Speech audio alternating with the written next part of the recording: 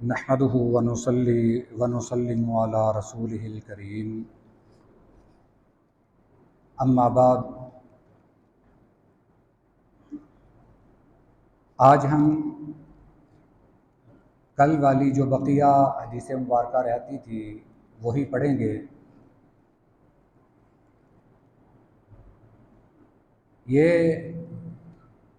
ایک طویل حدیث ہے۔ سیدنا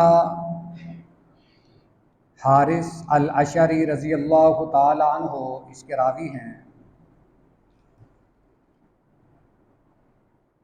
اس میں جس بات کا ذکر ہوا ہے اس کا اختصار آپ کی خدمت میں عرض کر دیتا ہوں۔ سیدنا یحییٰ علیہ السلام کو اللہ تعالیٰ نے 5 باتوں کا حکم دیا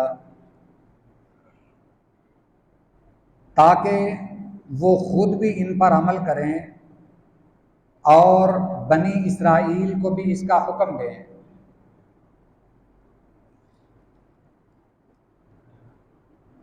یہ سب سے پہلا تقاضا ہے کہ جو بات کہنے والا ہو اس کا عمل خود بھی اس پر ہونا چاہیے۔ قرآن کریم میں آتا ہے یا ایھا الذین آمنوا لم تقولون ما لا تفعلون، اے ایمان والو تم وہ بات کیوں کہتے ہو جس پر تم خود عمل نہیں کرتے۔ سیدنا یحییٰ علیہ السلام کو بھی یہی حکم تھا کہ وہ خود بھی عمل کریں اور بنی اسرائیل کو بھی حکم یہ چیزیں سکھائیں اور ان کے کرنے کا حکم دیں۔ وہ 5 چیزیں کون سی تھیں؟ سب سے پہلی بات کہ اللہ کے ساتھ شرک نہ کرنا۔ شرک یہ بہت بڑا گناہ ہے۔ پھر اس میں ایک مثال بھی بیان فرمائی۔ دوسری بات یہ تھی کہ جب تم نماز پڑھو تو نماز میں ادھر ادھر نہ دیکھنا، کیونکہ جب کوئی نماز پڑھنے والا نماز میں اپنا دھیان رکھتا ہے تو اللہ بھی اتنی دیر تک اپنے بندے کی طرف دھیان رکھتا ہے۔ جب بندہ اپنی نماز سے دھیان ادھر ادھر کرتا ہے تو پھر اللہ بھی اس سے دھیان چھوڑ دیتا ہے۔ تیسری بات کہ حضرت یحییٰ علیہ السلام نے بنی اسرائیل کو روزوں کا حکم دیا اور اس کے ضمن میں ایک مثال بھی بیان فرمائی۔ یہ ساری باتیں میں کل عرض کر چکا ہوں، صرف اختصار سے یاد دہانی کے طور پر آپ کی خدمت میں عرض کر رہا ہوں۔ چوتھی بات یہ تھی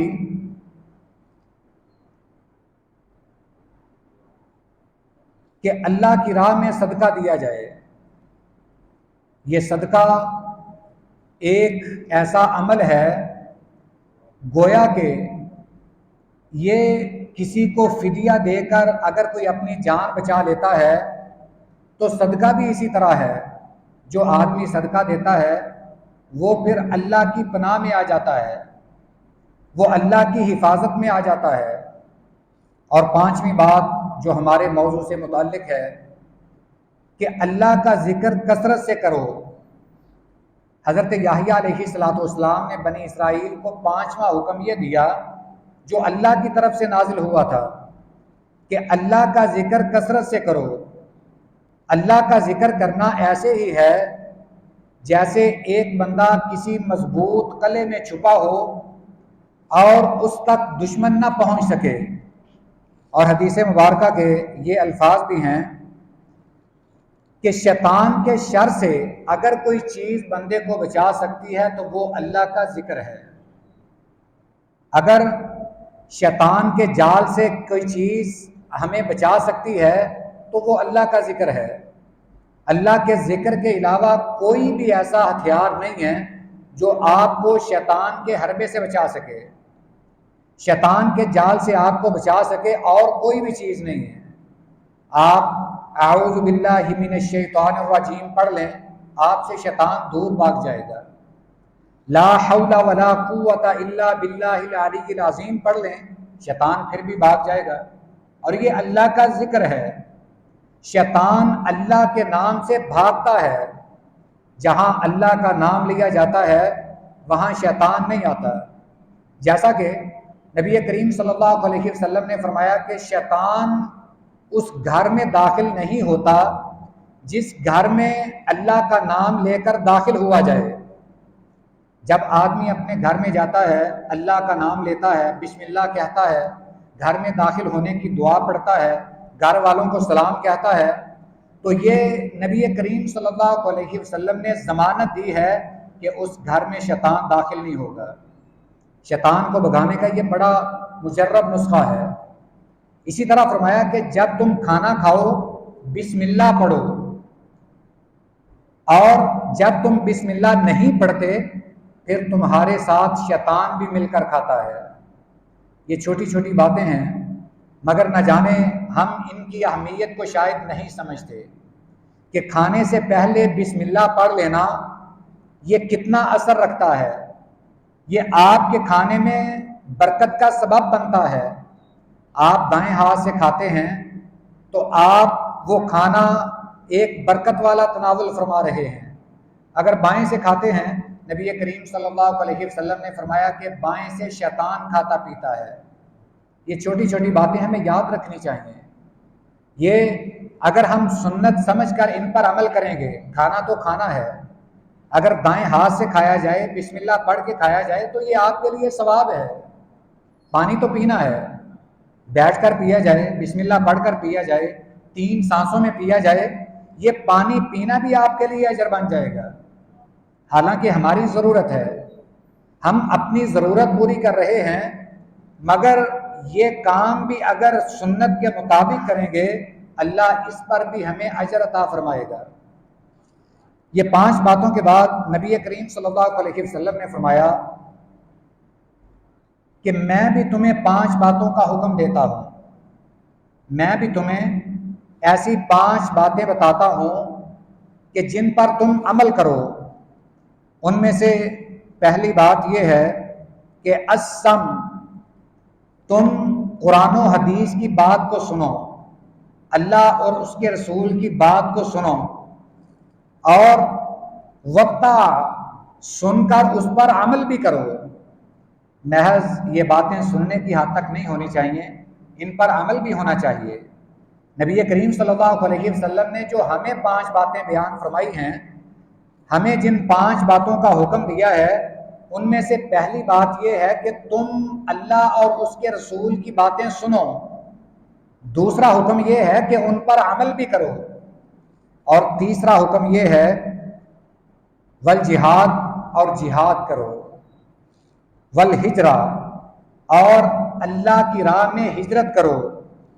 5ویں بات یہ ہے فَإِنَّهُ مَنْ فَارَقَ الْجَمَاعَةَ قِيلَ شِبْرٍ، جو شخص مسلمانوں کی جماعت سے ایک بالش بھی دور ہوگا وہ ایسے ہی ہے کہ جیسے اس کے گردن سے اسلام کا یہ پٹا اتار دیا گیا ہو، یعنی وہ شتر بے مہار کی طرح ہے۔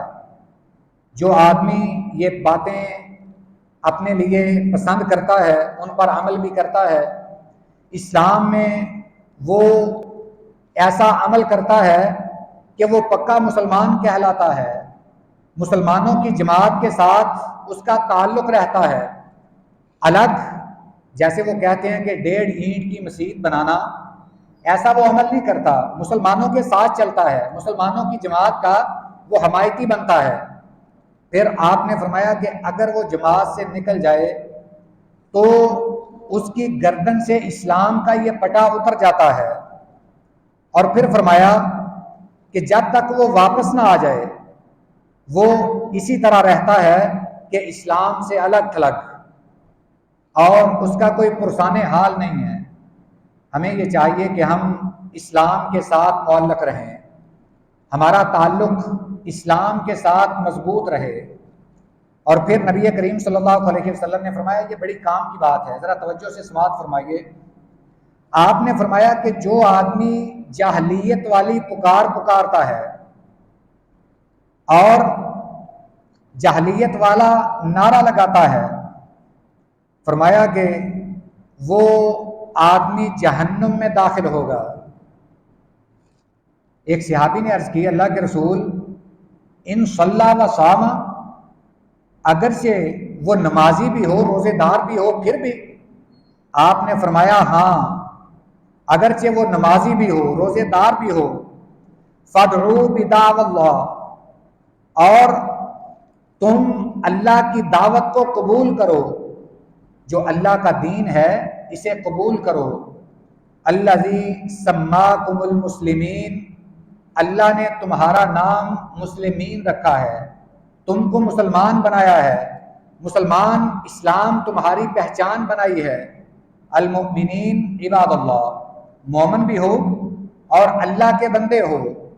یہ جو مومن ہے مسلمان ہے، یہ ایک پہچان ہے، جو اسلام پہ چلتا ہے اس کی یہ پہچان ہے کہ آدمی اسے مسلمان کہتے ہیں۔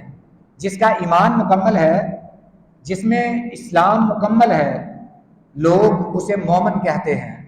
نبی کریم صلی اللہ علیہ وسلم نے یہ 5 باتوں کا حکم دیا کہ اللہ اور اس کے رسول کی باتیں سنی جائیں، سن کر ان پر عمل کیا جائے، جہاد کی ضرورت پڑے جہاد کیا جائے، ہجرت کی ضرورت پڑے ہجرت کی جائے، اور سب سے بڑی بات کہ جاہلیت والا نعرہ نہ لگایا جائے۔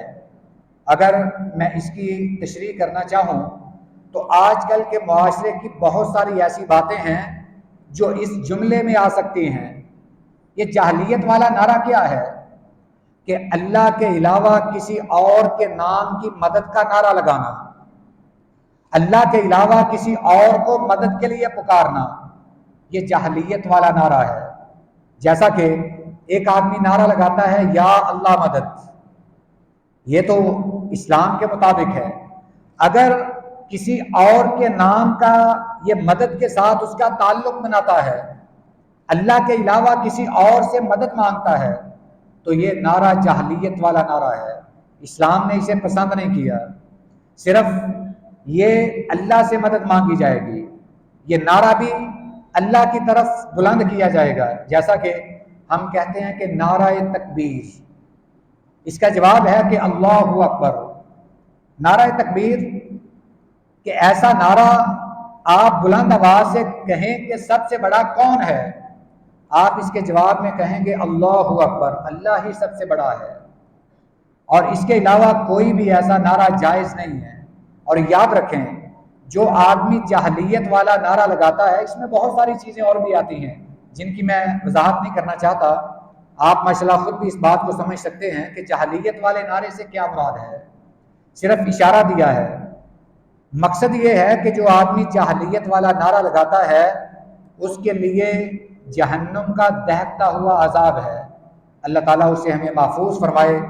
یہ جو باتیں ہم نے سنی ہیں، اللہ یہ سن کر ان پر عمل پیرا ہونے کی توفیق نصیب فرمائے۔ وآخر دعوانا ان الحمد للہ رب العالمین۔